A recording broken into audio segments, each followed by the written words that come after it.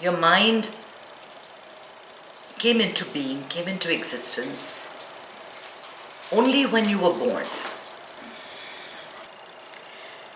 At this moment that you all are sitting and looking at me, you're waiting for something, for me to say something. Most of you are still. Is there any overwhelming fear that's overtaking you now? Now, unless you think of it, I'm asking you to just stay and think right now as you're listening to me. Your focus is only to make sense of what I'm saying. At this moment, there is nothing overwhelming going on. We learn a lot of things. We learn a lot of things from our parents. But what we mostly learn from them is developing a sense of identity. So it is your parents that tell you your name is John, or your name is Karunya, or your name is Lily, or whatever it is, and you are mine. And this is your toy, and this is your home. These are your parents, these are your belongings. This is good, this is bad. If you do this, you will be rewarded. If you do this, you will be punished. And from then on, the mind takes over everything. Takes over everything. The mind has no awareness of awareness. To the mind, awareness is a sense of infinity. It's something that's beyond it. It's beyond its comprehension. Because when there is awareness, when you are perfectly aware, there is no mind. If you consider the time, like you fall asleep, I'm thinking of ways in which you can get rid of the mind, okay? So when you fall asleep, you have different stages of sleep, and there's a period of 3 to 4 hours where you enter into a darkness, and then the next thing you know is that you exit out of that darkness. Your eyes open, right? And then if I ask you, what did you do in that period between 11 o'clock and 6 o'clock? You can't answer me because the mind was not there. And you only have answers to give through your mind and through your intellect. If the mind was absent at the time, and you know the mind was absent because there were no thoughts going on at the moment, at that time, in the period of deep, deep sleep. This, in Sanskrit, we call Turiya. We call Turiya, it's the fourth dimension of consciousness. It is where nothing exists. Right? You enter into that phase at 11 o'clock at night, and you come out of it at, say, 6 o'clock in the morning. And how do you know that? Do you know that by the time that went through? No, you know that because of the watch that you wear. And what has created that? That has been created by the mind to tell you that because it can make no sense of now, the present moment with awareness, it puts in this thing called time, right? That begins somewhere there and it ends somewhere there, and you occupy the point from here to here, right?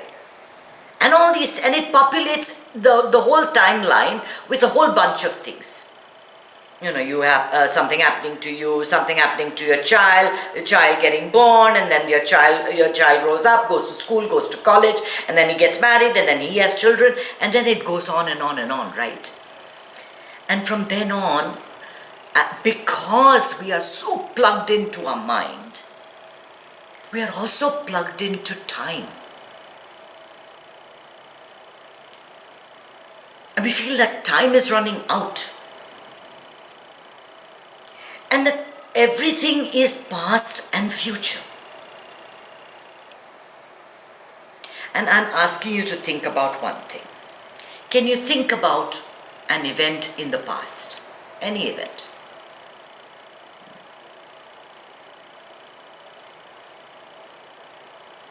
Can you go back to that event? Actually go back to that event. Yes or no? You go back, you're actually present in the past? Or are you present as a memory of the past?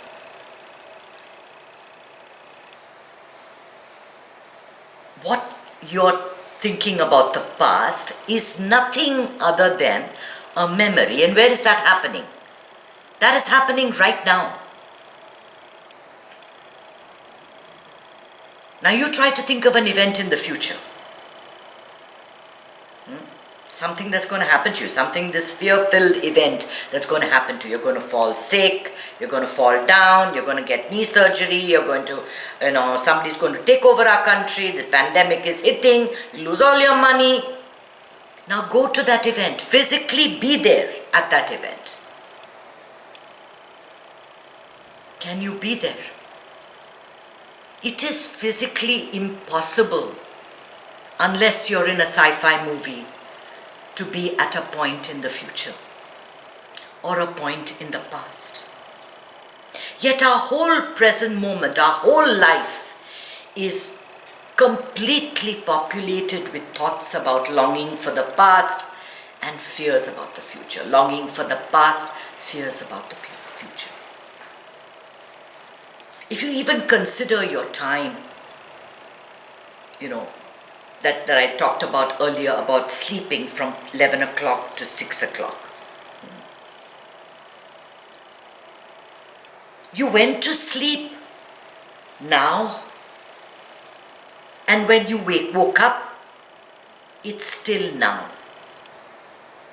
This memory that I told you to bring from the past is happening now.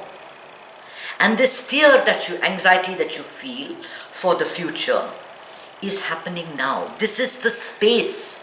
If we remove time completely, this is where it's all happening, in the space of now. And in the space of now, you are there and I am here. We are all doing it right now. And even if we extend that to a moment when we were born in the space of now, and we will die in the space of now. Everything happens right now. The problem is we learned how to brush our teeth. We learned how to, be successful, go to college, mathematics. We learned all the things. But nobody taught us how to live now. Right now. To rid ourselves of the past, to just forget about the future and to act in the present moment only. Nobody taught us that. And it's a very delicate balancing act, because for most of us, perhaps for many lifetimes, we have had this habit of getting caught up in our mind, and over a period of time, there was trauma, there were emotions, and all this trauma got, held in your subconscious through your lifetimes. It comes up time and again. These samskaras that we have from our different lifetimes as fear, different types of fear. So sometimes we don't even understand what we are fearful of, right? If I asked you right now, are you having are you in the grip of fear? Are you scared right now? You would say, not unless I think about it. So you can have 20,000 medicines to rid yourself of anxiety. But until you learn to deal with your own thoughts, You will never be rid of anxiety. You will never be rid of fear. Nothing else can help you other than sheer consciousness and sheer awareness. That is the only way to deal with thoughts, because in the present moment there cannot be fear, because you are here. You are not in a thought, you are not in an emotion, you are not in your life situation. None of that matters. What matters is your state of mind right now and how you react. Now let us say that there is a really fearful situation, that your house catches fire. You are not going to be sitting down and thinking, oh my God, now my hand is going to catch fire. After my hand catches fire, then my leg is going to catch fire. Oh my God, what am I going to do if my leg catches fire? And then all my things that I have. You're going to just get up and run out of the house.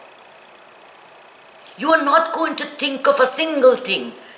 You know, the funny thing is, when there's real danger, when something is really, you act from your source and you stop the thought. The thought vanishes and you just are completely present, doing what has to be done.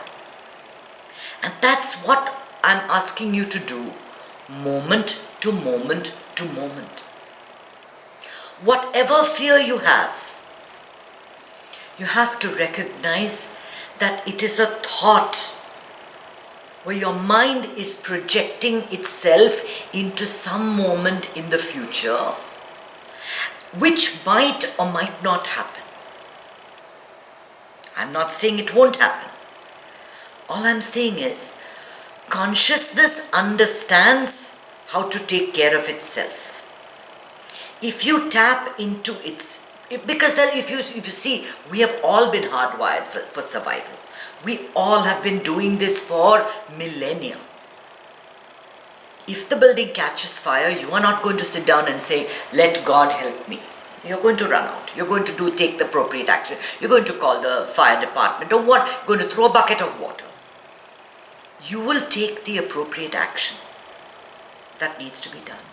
But to sit and to worry about something that may not happen to you or to any one of us is a waste of time, of your own energy. It does not serve you in any way. Your only birthright, your only entitlement is to have that smile on your face and deal with whatever comes your way. And things will come your way. But they are not, everything is outside of you. You are just here in consciousness. Other things are in consciousness. We interact with them. And the degree to which we are connected with consciousness decides if we are going to react or we are going to respond. When you react to a situation without thinking of any consequences, that in the present moment, it's a great thing when you're reacting to a fear. And a little fear is always good. A little fear keeps us on our toes, right?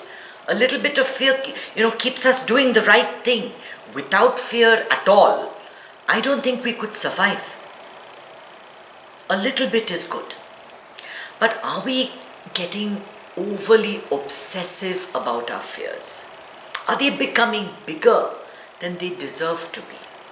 Are you giving it much more attention than it deserves? How will you know the answer?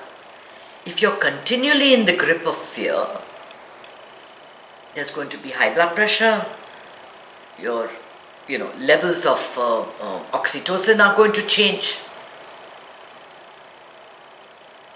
So many other hormones in the body are going to be secreted.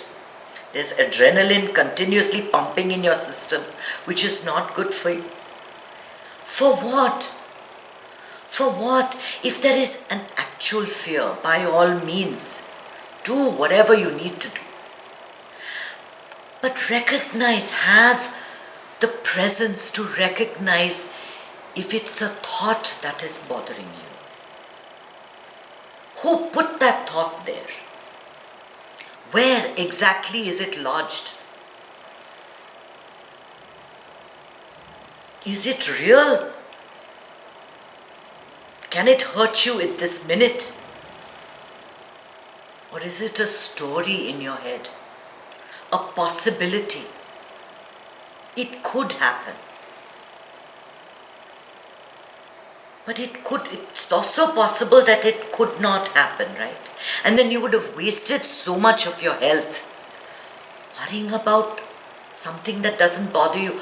Your life is happening now, in this minute.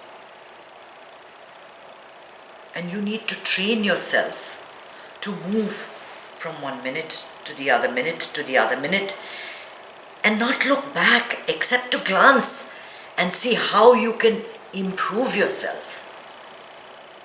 But to be stuck in something that happened in the past, or I had so much money in the past, I'm going to lose my money in the future. I had something in the past, but I'm going to lose something else in the future. Something is going to happen to me. These are boogeyman's your mind puts into your head in order to control you. It loves to control you. It loves the negative. You think that, psychologists and people don't understand it? Of course they do. Why do you think that the media is filled with stories that increase your anxiety? Yes, you keep yourself informed.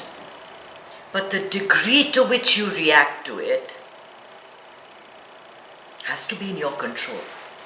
When you watch a movie, like I give the example that I gave a few weeks back, when you watch a movie,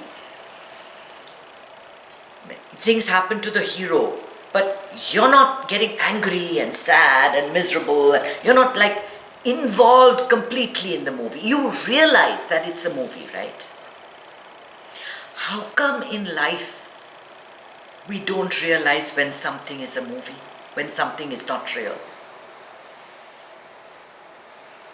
How come we believe that what we are going through is the worst thing that can happen to anybody? My problem is the worst problem. My suffering is the worst suffering. My headache is the worst headache. My loss is the worst loss. My grief is the worst grief, right? Things happen. Many things happen in this world. But the degree to which we react or respond determines the quality of our mind, the quality of our day. And what do we want? We want to live this life effortlessly. We're not looking for instant enlightenment. Well, that'll be great if it comes. But in the meantime, all we want is to just move through life effortlessly, dealing with our situations from the center, from the core, in the moment. That's all. That's all. If you can even recognize, this is a fear thought. It doesn't exist. It may happen in the future. It may not happen in the future. It is not happening now. And right now is all you have, because now is when you were born. Now is when you die. Now is when you face all your problems. Now is when you have the grief. Now is when you have the happiness. Now is everything. Learn to slip into that now. Nobody taught you. But I'm telling you that it's possible. But it requires practice. It requires bringing your meditation into meditative moments. It requires bringing those fear-filled thought. I don't need it. It's going to happen. Is it about the past? Is it about the future? Because it is not about the present moment. If it is about the present moment, you'll be acting. It's always about the past. It's always about your future. Become aware and live life now. Now.